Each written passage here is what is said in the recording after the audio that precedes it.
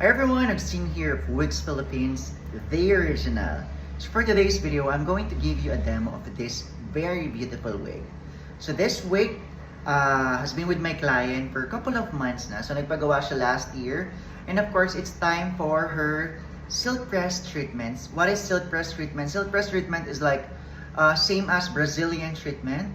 But for the silk press treatment, it's actually meant to revive the hair way better. So kaka-silk press treatment niya, and we also give it some trim and inayos lang natin yung bangs. So again, this is with our client for few months na. So I'll give you a backstory about this hair. So our client is undergoing chemotherapy, and of course we need to provide her something that would look very natural. So ito, permanent silky straight yung hair texture niya. But for the ends, pinlat iron ko lang siya ng pa-wave.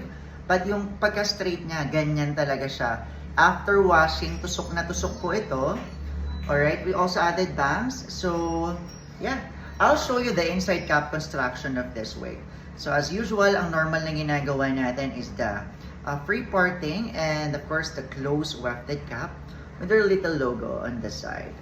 Alright, so this one is a bit smaller sa akin kasi this is fully custom sa ating client.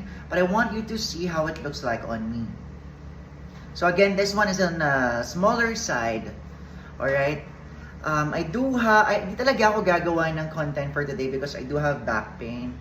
But I really want to show this to you because you guys deserve to see this because ang ganda niya lang, sobrang perfect density for everyday use. Na talagang mukha talaga siyang natural. Look at that. So for the parting space, ayan, napakaganda. And yung kapal niya, this is the everyday hair. 'Di ba? Napakaganda. See? And yung movement, susunod siya. So kahit meron akong stiff neck, talaga i-push natin yung movement. O susunod siya sa galaw ninyo. And I want you to see the back. Sobrang, grabe, lapat na lapat siya. As in, nakikita yung shape ng ulo ko. Ayun o. Hindi tayo gumagawa ng shape ng head. We are just following the curvature of our head. And this one is really giving. Sobrang ganda niya. Good for everyday use talaga. So this one is free parting. So yeah.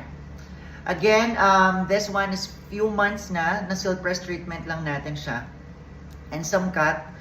Actually, papadala ko na. But again, kailangan yung makita to.